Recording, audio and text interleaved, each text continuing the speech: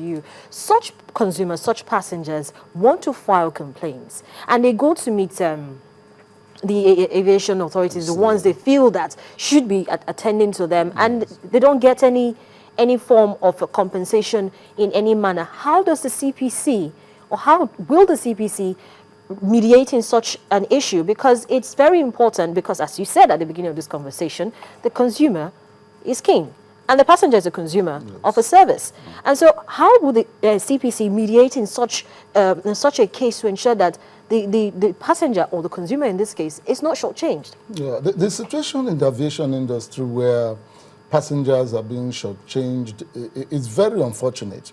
But the law as it is, Section 12 of the Consumer Protection Council Act gives power to the Consumer Protection Council to enforce any law that is enacted for the purpose of protecting the consumer.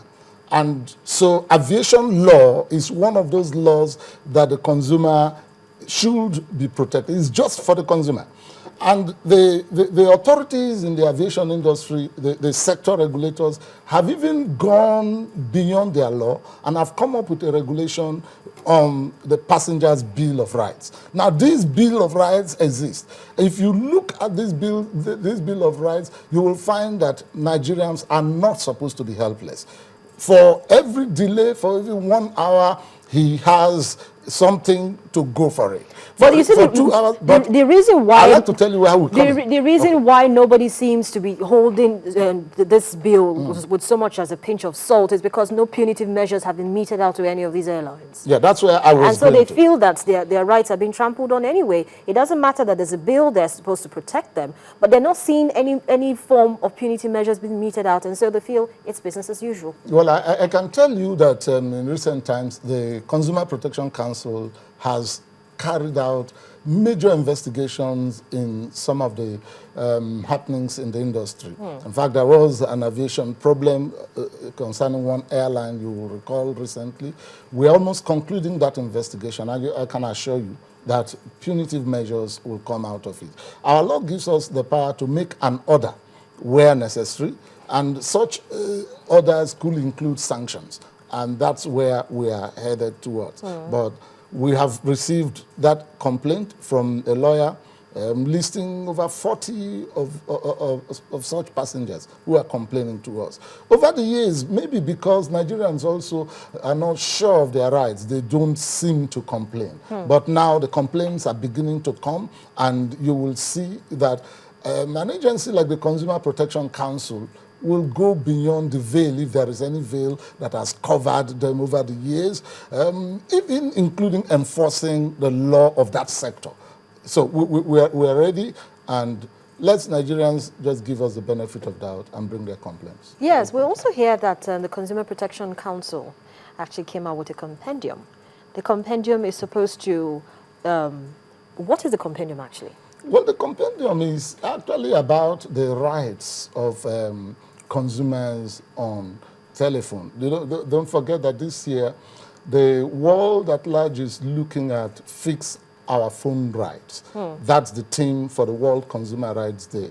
And as a council, we understand the problems Nigerians are going through. Various problems, including drop calls, including unsolicited SMS, including SIM swaps, and all that. There are just so many myriads of problems. By the way, in Nigeria, about 132 million Nigerians are on one phone or the other. Yeah. And so if you are a subscriber and you are not getting services, it's really worrisome. And for us as a council, it's important that we come up with this Bill of Rights for Nigerians to know that they are not left in the lurch. They have a right. They have these rights, and these are some of the rights that we have explained. The DG has just launched with the Minister of Communication recently, about Monday this week. It has just been launched, and we are going to educate Nigerians with it. We're going to publicize it more and more, and you will see that Nigerians will get to know of their rights. But to make that compendium effective, we believe that it's important that the providers of services themselves should buy into it. And they should know the sufferings of Nigerians despite their challenges, which they tout every now and then.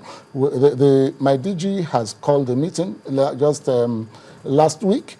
Some of them were there, some of them were not there. But we insist that the Director General of the Consumer Protection Council should be respected enough that all the managing directors of those within that sector should be able to attend the meeting. But for benefit of doubt, we are going to give them another opportunity for that meeting. We want to carry them along. Of what use is it for us to sanction anybody, to close down any business? That's not the business of CPC. That's not what we want. But we want them to understand that Nigerian consumers are suffering, and we should be able to give them some succor. You know, so this compendium is for telecoms? It's for telecoms. So are we going to expect another compendium that is going to look at other sectors, like what we just mentioned, aviation, manufacturing, and the other key sectors that we have of the economy? Well, we are coming up with many documents. It may not be called compendium, but because as I talk to you today, we have flyers. We have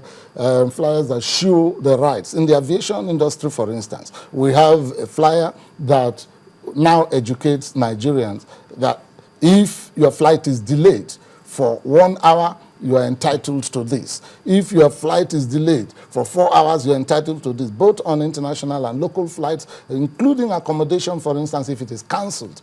You know, what are you entitled to? So those rights have already been spelled out in some flyers. That's why I said it may not necessarily be called a compendium, but there will be enough and sufficient information for Nigerians to know their rights. Okay, let's quickly go on a quick break now, Mr. Tamnokobia, so we can catch our breath. And when we come back, I'm not particularly sure that every Nigerian news appreciates flyers, you know, because we have the social media these days. And so I would like to know, what's the CPC doing in terms of using the social media to spread this information about what the Consumer Protection Council can actually do for them?